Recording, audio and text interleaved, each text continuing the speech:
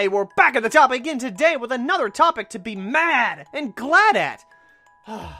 What is it about this time? Don't you post enough unneeded content as it is? Well, thanks for the insult, someone who sounds just like me, but this one is different. Let me explain. This series is called The Good and the Bad. I've done it 3 times before. If you want to see those past videos, the playlist will be in the description below. Now I wanted to expand on it since the topic is so universal. You can use many types of topics under this umbrella, so why not set up a new branch of the series and look over the types? And there's a lot of them. But with that, let's dive into the good and the bad of the normal type.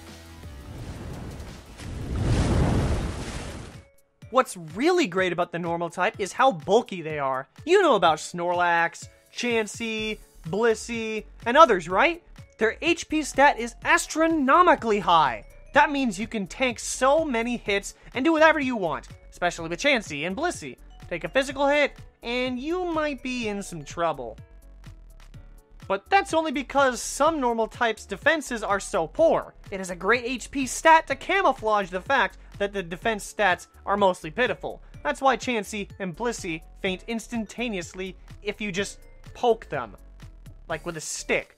I mean, there has to be a trade-off somewhere. If they had both defenses and HP, many people would be tilted that Chansey would be never dying. Oh, come on! Why won't this stupid pink lawn go down? Yeah, something like that. Luckily for us battling trainers, we don't have to worry about that. What we have to worry about is having fighting coverage, because that's the normal type's only weakness, which is a good thing, since if they had a ton of weaknesses, they would need to worry about more than just their defenses. Being weak to just fighting makes the potential fighting coverage easier to predict. So having one weakness is a good thing, right? Well, yeah, it is, but if it wasn't for the fact that they aren't effective against anything else, it would be downright awful to use a normal type. No, really, in battle you just have to count on Pokemon hitting like an Italian racehorse on Viagra. You can't count on the extra damage from a super effective hit. Instead, you are using a Pokemon that is regularly effective against 15 types, resisted by 2 others, and immune to 1. At least it's also immune to that same type, which is Ghost. If there's one thing that's really great about the normal type, it's the fact that you can have access to a lot of different types of coverage. Ice attacks, electric attacks, sometimes even fire attacks. There are a lot of options that you have access to. That way, you don't have to stick with Body Slam, Double Edge, or Return 100% of the time. You can always be unpredictable. But what is not unpredictable is the fact that the normal type has their own subspecies of Pokemon within. Every new generation, we get a brand new addition to this group. Well, except for Generation 6, where it later evolved into the pain in the neck with Gale Wings, Talonflame. Yes, I'm referring to the normal flying birds. It seems this is their go-to for birds, no matter what. What? It's a plain bird? Yeah, just give it the normal type. That has to be the most unmotivated type combination for a bird I've ever seen. Something that is an understatement is the fact that there are some great normal type status moves. You have such moves to buff yourself with Belly Drum and Shell Smash, heal yourself with Heal Bell and Recover, can debuff your opponent with Noble Roar and Scary Face, as well as disrupt your opponent with Sing and Glare. There's just so much you can do with these status moves. It's pretty nuts.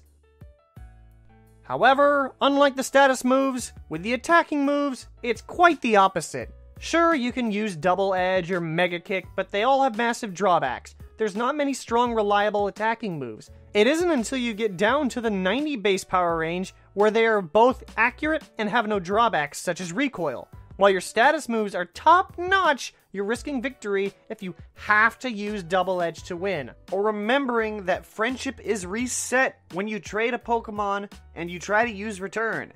You've been warned.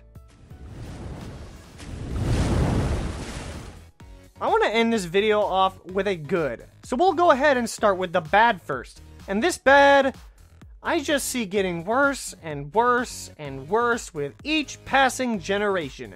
Currently, there are 109 normal type Pokemon. That doesn't sound that bad, right? Wrong! No. It's pretty egregious how common these Pokemon are. The normal type accounts for 13.5% of all Pokemon, 109 out of 807 total Pokemon. That's the second most in all of Pokemon, and that's quite a few Pokemon. Maybe if Game Freak could stop using their 2 crutches for introducing Pokemon, we could actually move on and help the other types out, huh? And you know, it does make sense that there are so many different normal type Pokemon, but have you ever thought why? I'm only assuming it's because the normal type just seems to be really common for that specific genus. But another genus that is really helpful is the fact that the normal types can normally use most of the HMs, outside of Alola, which don't have any HMs at all. How many of you used a Zigzagoon, and later upgraded to a Sharpedo just because it was better, or Bibarel to use as an HM slave? Come on now, I know most of you have done that. And while I know Game Freak probably didn't want you to use such a poor Pokemon to get yourself around, and instead use them across your team, which does make sense. But, I mean, that's what happens when most of the HMs are terrible or all water type.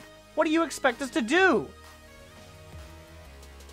But ooh, that's the good and the bad of the normal type.